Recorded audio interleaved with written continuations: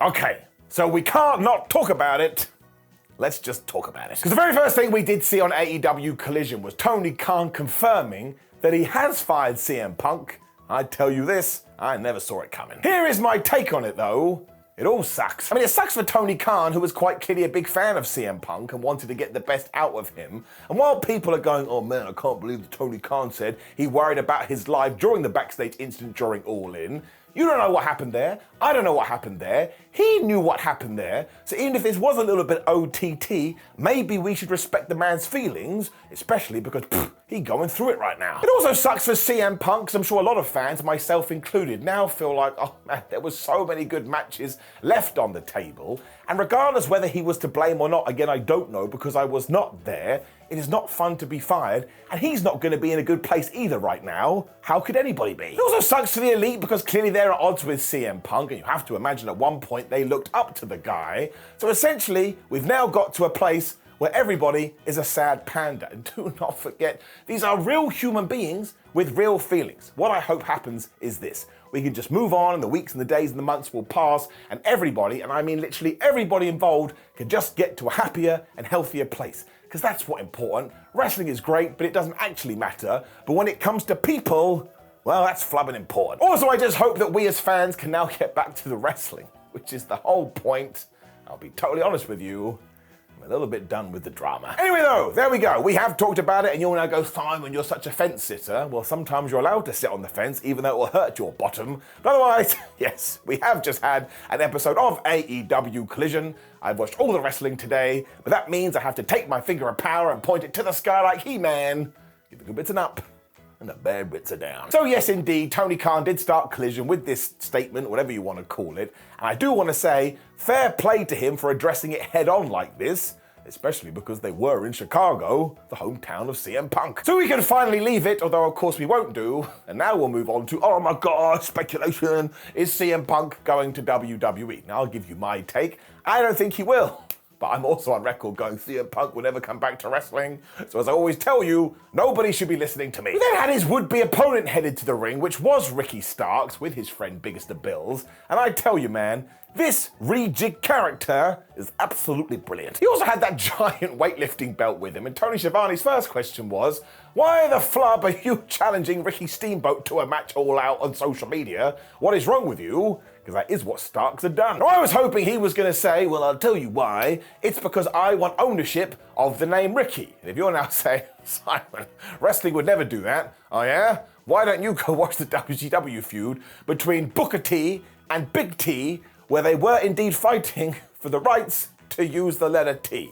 Indeed, we had a Sesame Street war. Fair play to Ricky though, because when he started talking, he spoke about the fact, man, I gotta hit reset again. All of my hopes and dreams have now gone by the wayside, because of course, he was meant to take on CM Punk. But as ever, he was so damn good here, in around about 9 seconds, it didn't actually matter anymore. So I was like, trust me, Ricky, you are enough. It does go to show though, he was about to have the biggest match of his life, and now he doesn't. So what's that word again? Sucks. He did say he was really proud of Big Bill, which brought a tear to my eye, because I think he totally meant it. When he turned his attention to Steamboat, he's like, listen, Schiavone, he cost me 28 days of my career, he got me suspended, so yeah, I do want a strap match with him at the pay-per-view. Somebody make it happen. Now, Steamboat's been around long enough, so he was like, right, he'd said my name plenty of times, I should go out there. And he did have a contract in hand, and it said Ricky Starks versus the Dragon. Now, before we get back to that, I just want to say this. Ricky Steamboat was so good here. He was running around the ring, he had fire in his voice. I don't know how old he is, but he must be like 70. He hasn't lost a beat. He also got Ricky Starks to sign this because, again, look, everything is here. When he was like, oh, of course, lots of people know me as Ricky the Dragon Steamboat, but there's another dragon that I was speaking of, and he pointed to the entranceway, and who came out? It was Puff the Magic Dragon. I was like, wow, that is a dream match. Of course, it wasn't stinking Puff. He hasn't got any bumps in his damn life. It was Bryan Danielson making his return to AEW. And dare I say it, this was perfect. Like, when you are in a situation, that's the kind of guy you do want to bring back, because everybody loves him. It also means that Rick had signed this deal, so later on, we are going to get Danielson versus Ricky Starks in a strap match. And I actually think that could be brilliant. And given that all that Bryan wants to do in his later career is put people over, maybe flipping Starks will win. This was so much fun though, and a nice reminder what wrestling is all about. Just crazy, crazy shocks and surprises, and mad roller coasters. I am giving it up. When the other guy walked into frame, who also will back your company up when you need it, it was Jon Moxley, and he cut his go-home promo on Orange Cassidy, and this was amazing. He put the piece of fruit over Mad too, saying 31 other guys had tried to figure out this puzzle, so there's only one thing he can do, which is when he brought in Professor Layton. Obviously he didn't. He said that Cassidy was the real deal though, and on the run of his lifetime, and then when it comes to wrestlers, you have real wrestlers and you have fake wrestlers, and the fake wrestlers are always looking for a way out. So take that what you will, but when it does come to Orange, he is definitely a real one, and they're gonna find that out on Sunday. This was just great stuff by Mox though, and I tell you, he was kind of in serious mode here, and he was a little bit calmer than usual, but I bought every single word that he said. Plus they are main eventing later, which makes me feel warm and fuzzy in my tum-tum because they have earned it. I'm giving it up. When here came the Acclaimed. See? Fun. Now we all do know that Anthony Bowens, Max Caster and Daddy Ass Billy Gunn are great, which is why today I want to focus on their opponents, Daniel Garcia, Matt Menard and Angelo Parker. Because seriously, talk about guys that anybody would want on their roster, because they walked out there and they said, would you like pure joy? And they gave it to us. It was like the Care Bears. Parker got murked early on by Bowens as well, so he tagged in Garcia, who was facing off with Billy Gunn. And do you know what Danny Boy's strategy was?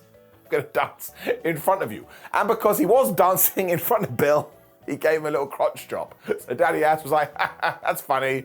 Punched him right in the face. He danced. That was it. I was like, I'm having the best time. Now, I would have been totally happy if this had become a dance contest when I realized, oh, look who's on the outside. It's Jake Hager, which means he must still be buddies with his former JAS colleagues. And that was nice, especially because he cast distraction and the bad guys took control. It allowed Garcia to apply the Dragon Tamer as Menard and Parker held everybody else back. And even that was funny, as was Nigel McGuinness, because he pondered, I wonder why he's called Daddy Magic. Maybe he got that name in prison.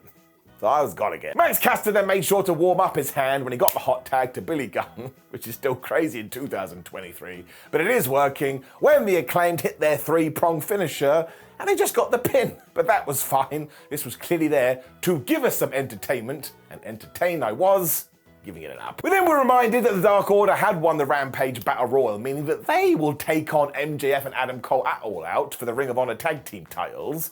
This is when John Silver took the mic and said, man, budge, Adam Cole. I can't believe you're teaming with that MJF, because nobody is a fan of this partnership. Alex Reynolds also had some interesting information, because he was like, well, actually, I helped train MJF, but that's going to work for me, because at the pay-per-view, the student becomes the teacher. No, that's wrong. The teacher becomes... The point is, he taught him, so now he's going to take him back to school. We also saw Ricky Starks in the back where he told us that he will beat Bryan Danielson later. As I've already said, well, he probably should. Guess what happened after this too? We just had another awesome tag team match. So I don't know if Tony Khan did this deliberately, but we came out guns a-blazing. There was Aussie Open versus Nick Wayne and Commander with Alex Abrahantes. I was like, I don't even know these two were friends. What a world we're living in. Cole Fletcher and Mark Davis did start by hammering on Commander, because I think they too were like, damn it, why do you spell your name with a K? It's meant to be a C. What are you doing to language? When they forgot that he is in fact a flippy dippy doodah guy. He literally pinged out of a suplex. He went all Matrix dodging when they tried to get him in the corner, and they tagged in Nick Wayne. Again, this Nick Wayne. He's 18 years old, and he's that good. It offends me. So he started blasting out super kicks, hit this amazing DDT, and of course he did a dive, because it's 2023 and wrestling is sponsored by dives. It actually made me feel better, because I was like, oh, thank goodness we hadn't seen one yet. I was like, well, we probably did do. I just forgot about it, because dives are a lot like buses. What does that mean? Fletcher then stopped a cutter as Mark Davis got in there and just turned it into a powerbomb on Nick Wayne when he hit the craziest power driver you'd ever seen. I just shouted out loud, man, Davis, you're a beast. And he couldn't hear me, so why did I do it? This is when Commander was back though, and he was like, I shall spell my name however I want. He just dove into the powerbomb. He was murked. Wayne was then absolutely obsessed with hitting cutters, which I do get, because if you have been brought up on modern wrestling, you think, well, that's the move. Very sadly, he just pinged right into the Coriolis, whatever the hell Aussie Open call their finisher, and they got the 1, 2, 3. Now, I have not done this justice. You need to go and watch it. It is so damn good, and it's getting it up. Even better, though, is that we got some post-match here, because Nick Wayne got a microphone and was like, listen, that was bad, but I tell you what's worse, Darby Allin just forgiven AR Fox when Fox tried to kill me. I was like, thank goodness for that. You're right, Nikki. It's ridiculous. Darby Allin then did arrive. Damn it. He had a good reason. He's totally ruined it. He regaled a story about how he fell out with the Waynes, and in that 3-year period when they weren't talking, Buddy Wayne died, and now he's regretted it ever since. When it comes to AR Fox, you never know what's round the corner. That's a bit like Darby. It's a good story, and in terms of wrestling, you justified it. But in real life, if somebody tries to murder me, that's it. They're done. They're out of the Simon Miller circle of friends. They're absolutely off my Hanukkah card list too. This is when I popped out my seat again. Because who came to the ring? It was Christian Cage. Now, this is what sports entertainment has done to me. I was excited about him insulting somebody's family. That makes me a bad person. And he did it too. He's like, hey, Nick, you know we talked about your dad recently. Let's talk about your mum. Maybe I can have sex with her. I didn't say that, but that was the insinuation. I was on the floor. He also said that Nick Wayne was nothing more than Darby Allin's pet project, and he would never pretend to be anything that he wasn't. As he stood there with the TNT title, I mean this, with the bottom of my Tootsie Toes, nobody in all of wrestling is doing better work than Mr. Cage. He finished by saying that they're going to have to bring a towel on Sunday because they're going to whip so much ass you're going to have to throw it in. Don't forget the match is Luchasaurus versus Darby Allin. Now, I actually think we're building to something with the dinosaur, which is why everybody in this is playing their roles so well. And again, the story is genuinely excellent. I can't wait for that match. It may be my most hyped one. Giving it up. And also, speaking about love, I love Claudio Castagnoli too. Because he was backstage with Wheeler Yuta going, oh, well done, Eddie Kingston, you beat Wheeler on Dynamite. Well, we beat him all the time. Which is when he started just to uppercut him on every single line. And this was meant to make him look like a warrior. He's like, see, he gets back up every single time. I was a bit like, I think someone needs to go and talk to Wheeler Yuta. He don't look very happy. We also got the rebuttal from Eddie Kingston straight after this as well, because he was hanging out with Shibata. He was basically like, ha ha ha, you're just beating up Wheeler Yuta now. What do you think about this Shibata, who used Google Translate? And it just said, I think both of you guys suck. And I was like, man, I love wrestling. This is serious, but it's goofy, but it's brilliant, but it's wonderful. I'm just gonna give it an up. Give me more of this all of the damn time. Lexi Nair was then talking to Saraya and Ruby Soho, and Ruby was very confident that she shall win the TBS title later. But when she was asked about Toni Storm and the Outcasts, she was like, look, everything's fine. Although I did see a half-naked Toni throwing her shoes at birds earlier. I was like, there it is, the greatest new character in wrestling. Of course, they did pretend that they were going to be okay and the Outcasts haven't broken up, but let's face it, Miss Jackson has left the building. When out came Dennis Rodman. I was like, man, I have definitely taken drugs. Tony Schiavone was chatting to him too, and before he could say anything, the greatest thing ever happened, because out came Jeff Jarrett with his crew. And I was like, yes, this is what I wanted. Double J was also overjoyed to see Rodman, because of course back in the day they did used to hang out in WCW. He was like, yeah, you remember, you were in the NWO, and I was the leader. Now, I don't care who you are, Jeff Jarrett knew what he was doing. I think they must have asked Dennis if they wanted to be in the group too, because they wanted an answer. This is when Dennis Rodman just went crazy. I was like, listen, I kicked Shaquille O'Neal's ass once, so that Satnam Singh, I could do away with him easy. Sanjay Dutt then walked in and was showing off his brand new t-shirt with Dennis Rodman's face on it, when Den just grabbed him and threw him on the floor. When all of these guys were gonna beat up Dennis Rodman, when the Acclaimed music hit, they ran down, they challenged, I think it was Jeff Jarrett, Jay Lethal, and Satnam, to a 6-man tag at All Out for the titles, and Dennis Rodman going to be in their corner. Once again, I just thought, has somebody stuck drugs into my drink? What is happening? This was totally insane in the best possible way though, and 4 words can sum it up. Goofy wrestling for life. Do you know how nuts this match is going to be too? I'll tell you. Let me search my pockets. There it is. Giving it up. Then had a quick promo for Samoa Joe versus Shane Taylor, which is happening at All Out. And look, I get it. It's a bit weird that a Ring of Honor storyline is being plugged into an AEW-centric pay-per-view. But here's the deal. I'm biased towards this. I love Shane Taylor. I think he deserves more opportunity, so I'm excited. But also, Samoa Joe cut a promo here, and all I'm going to tell you is this. If that didn't sell you on the match, nothing can. The last few weeks, Samoa Joe has reached a new level. How did he do it? He was already so damn high. When it was time for Britt Baker, Shida, and Chris Statlander taking on the Outcasts. Now, why Shida keeps teaming with Baker, I don't know. Although at first they were kind of doing all right together. They were tagging in and tagging out, hitting sling blades. But when Baker grabbed Saraya and Shida went to punch her, the AEW Women's Champion got out of the way, and Shida almost punched Britt. Now, she didn't, but there was miscommunication all through this match. So I guess eventually they're going to fight. This allowed Saraya and Soho to take over when they got the tag to Toni Storm. And she may be crazy now, but she hit one of those hip attacks.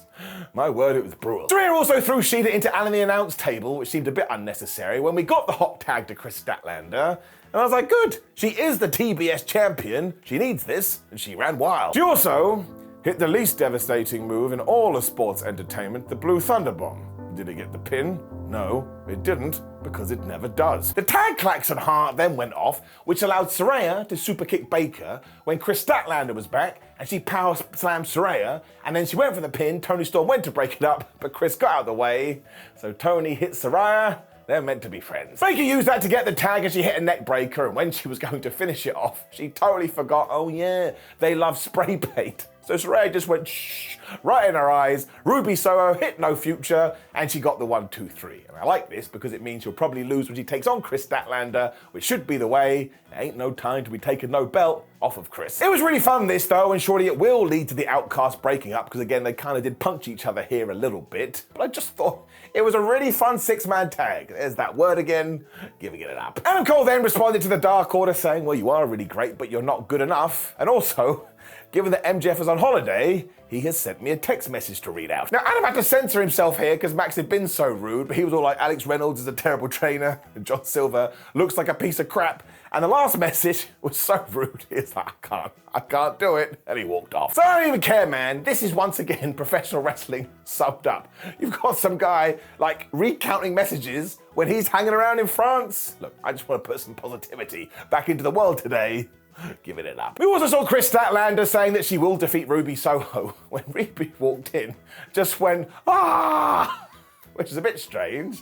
I mean, imagine it in real life. Hey, Ruby. Ah! Why do you do this? Which is when Powerhouse Hobbs beat GPA.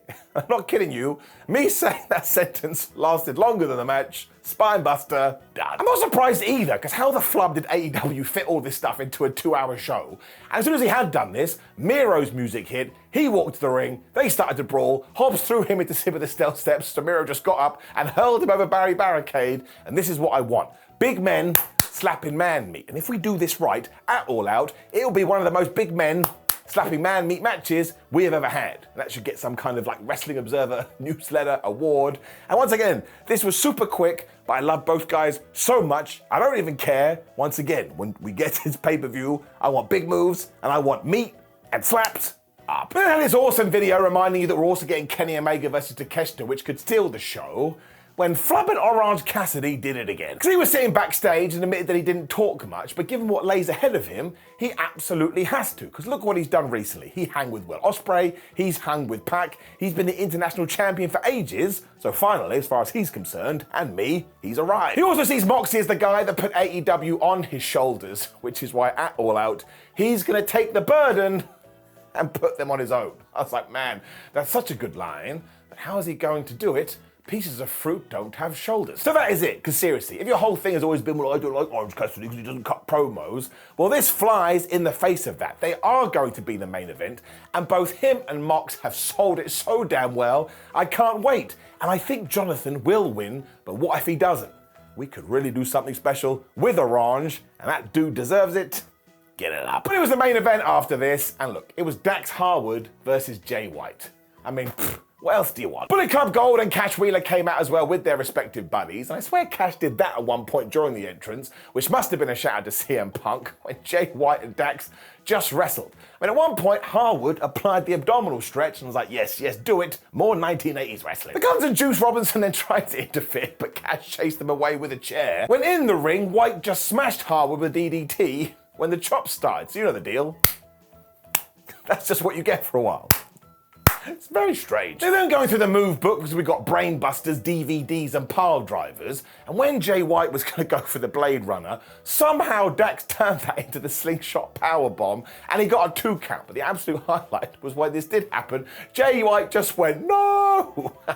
Make him the champion tomorrow. He was then in the sharpshooter. It looked like he was going to tap, which is when his friends just dragged him to the floor. And apparently this was perfectly fine. And even though Wheeler once again tried to run them off, Jay kind of used this as a distraction. And he hit Dax with the Blade Runner on the floor. I was like, well, that's it. He's murked. They then spilled back into the ring, went from nowhere. Dax went for the most devastating move in all of sports entertainment, the surprise roll-up, but that didn't work. And because he was wibbly-wobbly from the Blade Runner on the outside, he got hit with another Blade Runner, and Jay White just beat him. And again, I have not done this justice. It was such a good wrestling match. These two guys are brilliant. Wheeler then tried to help his friend, but of course Bullet Club Gold were like, haha, we have the numbers games. When on all the episodes of Collision, who made their debut, and look, it did make all the sense in the world, you can't get mad at it, it was the Young Bucks. They chased Bullet Club away because we are going to get that 8-man tag and All Out, and to tie into All In, Matt and Nick Jackson went for the handshake, and FTR said, no, you did not shake our hands a week ago.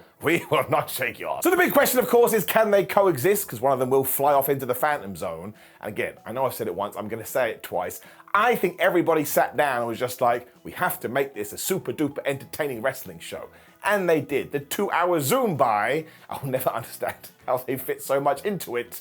But it's getting it up. As is the show overall, and once again, I'm just going to leave all the CM Punk stuff now because, look, you're going to hate me for this, you're going to go crazy, I don't care. I do get concerned about people's mental health. I can only imagine people's mental health right now ain't in the best place, and I think it's important to support that rather than just go on the internet and shout crazy things. So, there you go. Can't remember what I said now. The show does get an up. Like, share, subscribe. That's WWE Payback Ups and Downs on the screen somewhere. Click that and have a great old day. We will be back tomorrow to up those downs for All Out. But otherwise, I'm Simon Miller, and I'm annoying, too positive. What a dickhead.